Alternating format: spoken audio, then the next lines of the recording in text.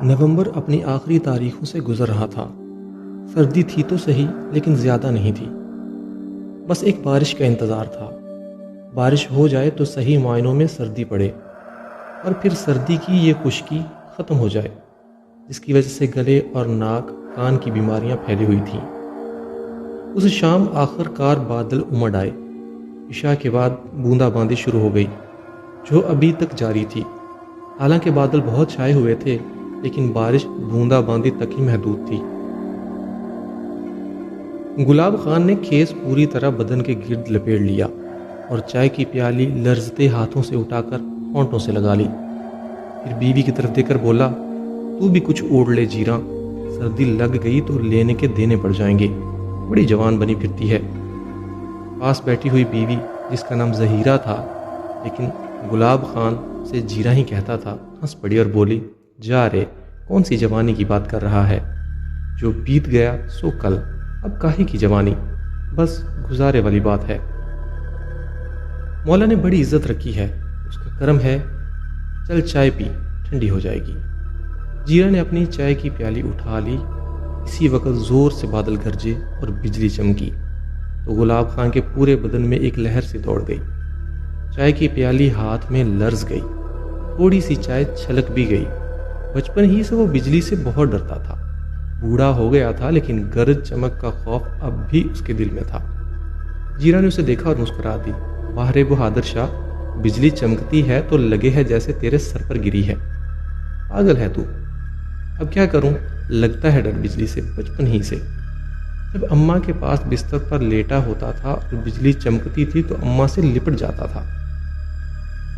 میں تو چلوں ہوں، تو بھی اٹھ کر اندر آ جا، بلا وجہ ٹھنڈ لگ گئی تو بخار آ جائے گا۔ تو جا جیراں، میں بیٹھوں گا ابھی۔ تجھے معلوم ہے کہ بارش کا میرے دل سے گہرا تعلق ہے۔ جب بھی آسمان سے بوندیں گرتی ہیں، میرا دل چاہتا ہے کہ… گلاب خان کو کوئی اچھا جملہ نہ مل سکا۔ جیراں اٹھ کر اندر چلی گئی۔ گلاب خان نے اپنی چائے کا آخری گھونٹ بھرا اور پیالی ایک طرف سرکا دی، پھر بیڑی تلاش کرنے لگا۔ بجلی سے اپنے خوف پر خود ہی ہنسنے لگا۔ بھلا یہ بھی کوئی ڈرنے کی چیز ہے؟ پوری عمر بجلی کی چمک اور بادل کی گرج دیکھی تھی، پر نہ جانے اس عمر میں یہ خوف ابھی تک دل سے کیوں نہیں نکلا تھا۔ بیڑی مل گئی اور اس نے اسے سلگا کر ہونٹوں میں دبا لیا، پھر 2-3 گہرے گہرے کش لیے۔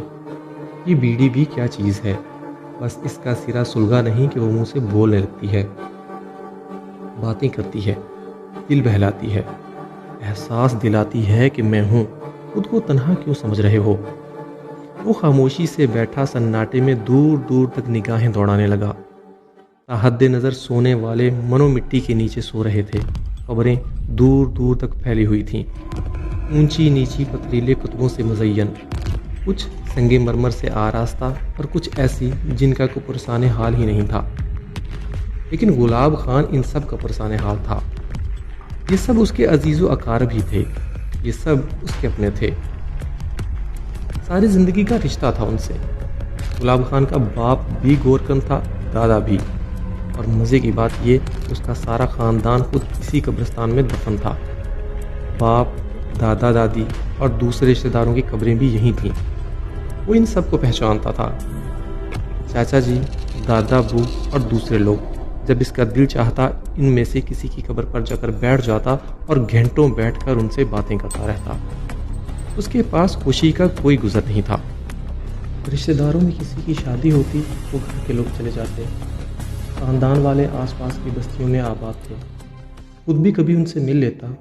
سبھی کہتے تھے کہ گلاب خان تو ہنستا ہی نہیں جانتا، تو وہ کہتا، کیا کروں، ساری زندگی قبرستان میں گزاری ہے، اور قبرستان میں صرف رونے والے آتے ہیں، کبھی کسی کو ہنستے ہوئے دیکھا ہی نہیں جو ہنسی جانتا ہوتا۔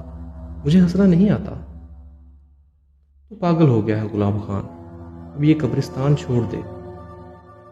قبرستان کی زندگی بھی کوئی زندگی ہے؟ چل، اگر تو ہنسنا بھول چکا ہے مگر اپنے بچوں کے ہونٹوں سے ہنسی کیوں چھین رہا ہے؟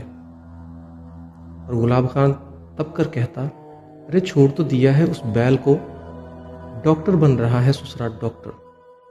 میں کہتا ہوں جس کی موت آئی ہے اسے کون بچا سکتا ہے؟ ڈاکٹر مرنے والوں کو بچا لے گا کیا؟ روز دیکھتا ہوں کہ قبرستان میں کیسے کیسے جنازے آتے ہیں۔ مرنے والے تو بھیا مرتے ہی ہیں، اور جب مرنے والوں کو مرنا ہے تو تم ڈاکٹر بن کر کیا کرو گے؟ ہیں بولو، بچا لو گے انہیں کیا؟ جاہل ہے تو نرا گلاب خان، جاہل۔ ٹھیک ہے بھیا، ٹھیک ہے، بن لے وہ ڈاکٹر، ہمیں کیا، اپنی مرضی کا مالک ہے، ہم نے بھی چھوڑ دیا ہے، اب ہم کیا کریں؟ ویسے غلطی ہماری تھی، 10 جماعتیں پڑھا دی اسے، یہ غلطی کی۔ اگر پہلے ہی بیلچا پھاوڑا ہاتھ میں دیتے تو ڈھنگ کا آدمی بن جاتا۔ یہ باتیں وہ اپنے بیٹے شہباز خان کے لیے کہتا تھا۔ شہباز خان کو بچپن ہی سے پڑھائی کا شوق تھا، اور اس شوق کو سامنے والی بیگم صاحبہ نے اور ہوا دی۔ اچھی بات ہے کہ اگر بیگم صاحبہ توجہ نہ دیتی تو شہباز آج اپنے باپ کے ساتھ ہی ہوتا، مگر کیا کیا جا سکتا تھا؟ اپنے پیروں پر چلنے کے قابل ہوا تو سامنے والے بنگلے کے صاحب کے بیٹے سے دوستی ہو گئی، ساتھ ہی کھیل کود بھی شروع ہو گیا۔ بیگم صاحبہ بہت اچھی خاتون تھیں، اور انہوں نے شہباز خان کو پڑھنے لکھنے کی راہ پر ڈال دیا۔ شکل و صورت کا وہ بہت پیارا تھا، خود بیگم صاحبہ کے بیٹے اقبال شاہ سے بھی زیادہ اچھا۔ دونوں لڑکے گہرے دوست تھے۔ پھر بیگم صاحبہ ایک دن خود چل کر قبرستان آئی اور اس سے بولی، گلاب خان، مجھے جانتے ہو نا؟ ارے بیگم صاحبہ، آپ کو کیوں نہیں جانیں گے؟ مائی باپ ہیں آپ ہماری، سامنے والے بنگلے میں رہتی ہیں نا آپ؟ ہاں، اور یہ بھی جانتے ہو کہ تمہارا بیٹا میرے بیٹے کے ساتھ کھیلتا ہے۔ بیگم صاحبہ، لاکھ منع کرتا ہوں، راجا اور پرجا کا کبھی میل نہیں ہوتا، اسے آپ کے بیٹے کے ساتھ کھیلنا نہیں چاہیے۔ کہاں راجا بھوج اور کہاں گنگو تیلی؟ تم پکے پاگل ہو گلاب خان، میرا مطلب یہ نہیں تھا، میں کچھ اور ہی کہنا چاہتی ہوں تم سے۔ معافی چاہتے ہیں بیگم صاحبہ، ہم سمجھے آپ شکایت کر رہی ہیں کہ یہ گنگو تیلی راجا بھوج کے ساتھ کیوں لگا پھرتا ہے۔ جی نہیں، بلکہ میں یہ کہہ رہی ہوں کہ گنگو تیلی راجا بھوج کا دوست ہے، اور راجاؤں کے دوست راجا ہی ہوتے ہیں، کوئی گنگو شنگو نہیں ہوتا۔ میں تم سے ایک درخواست کرنے آئی ہوں۔ ارے بیگم صاحبہ، ہاتھ جوڑتے ہیں، آپ کے سامنے آپ مائی باپ ہیں ہماری، جینا بتاتی ہے کہ آپ بڑا خیال رکھتی ہیں ہمارا، آپ کا نوکر نہ جانے کیا کیا چیزیں دے جاتا ہے ہمیں۔ چھوڑو ان باتوں کو، میں تم سے کچھ اور کہنا چاہتی ہوں۔ حکم کرے بیگم صاحب، میں یہ چاہتی ہوں کہ تم شہباز خان کو پڑھنے دو۔ شہباز خان کو پڑھنے دو؟ ہاں، یہی کہہ رہی ہوں میں۔ بیگم صاحبہ، وہ کہاں سے لکھے پڑھے گا؟ جتنا اس نے پڑھ لیا وہی ہمارے لیے شرم کی بات ہے۔ گورکن کا بیٹا قبریں کھودے گا اور کچھ نہیں کر سکتا وہ۔ گلاب خان، چونکہ تم خود پڑھے لکھے نہیں ہو، تم نے کبھی اس پر توجہ ہی نہیں دی۔ وہ اچھا خاصا لکھنا پڑھنا جانتا ہے۔ تمہیں معلوم ہے کہ جب بھی کوئی تدفین کے لیے آتا ہے تو تم رجسٹر اس کے سامنے کر دیتے ہو کہ اپنا نام پتہ لکھ دو۔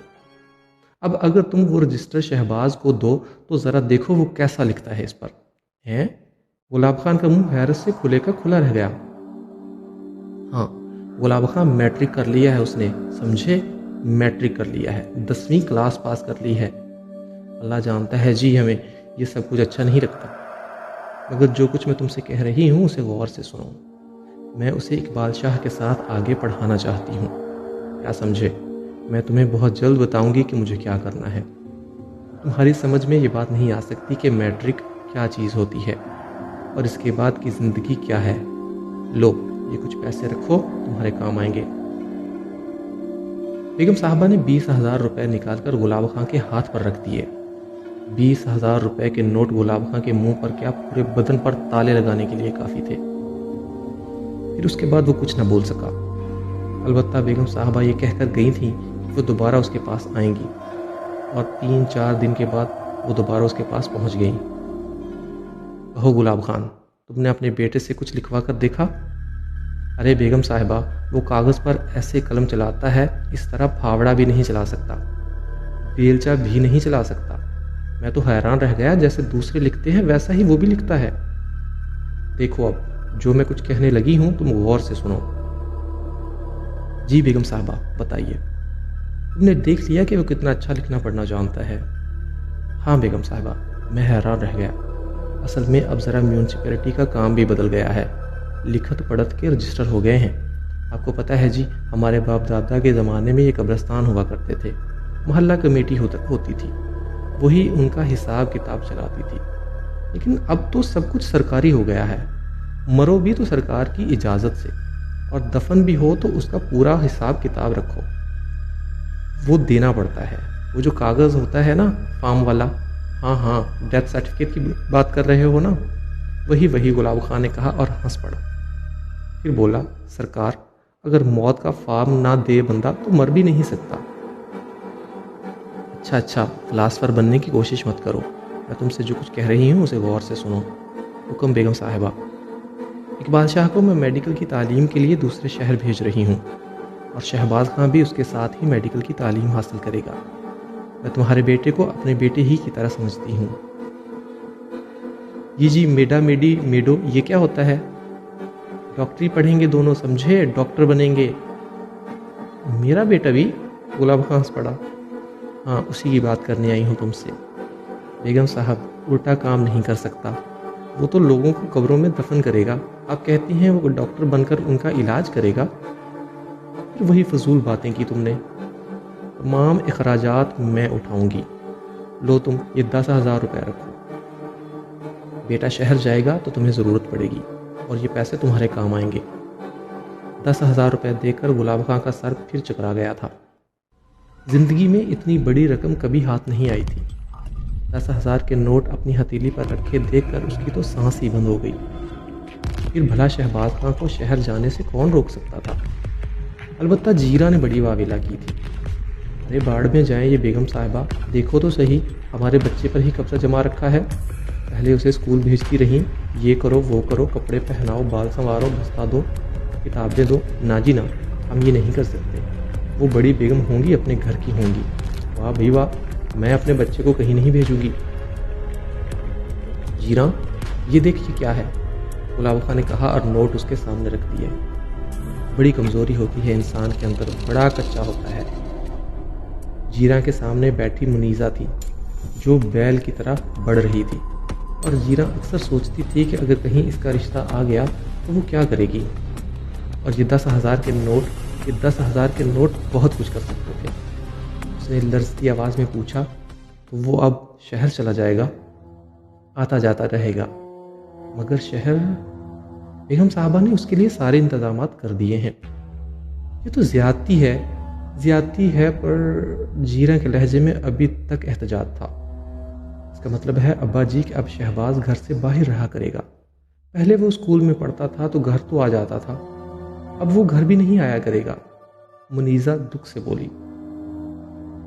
ایسی کوئی بات نہیں ہے منیزہ، بیگم صاحب کہہ رہی تھیں کہ ہر دوسرے تیسرے مہینے وہ یہاں آیا کرے گا ہم سے ملنے کے لیے۔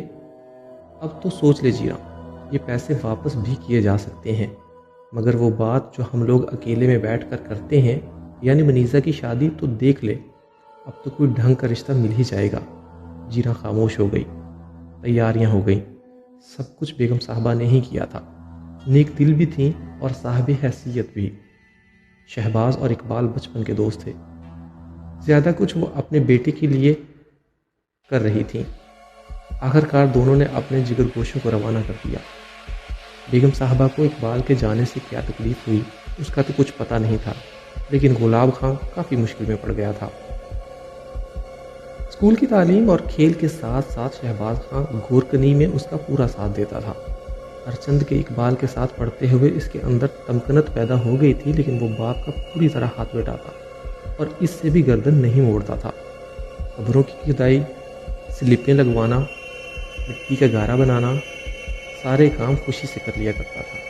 لیکن اس کے جانے کے بعد گلاب خان بالکل اکیلا پڑ گیا۔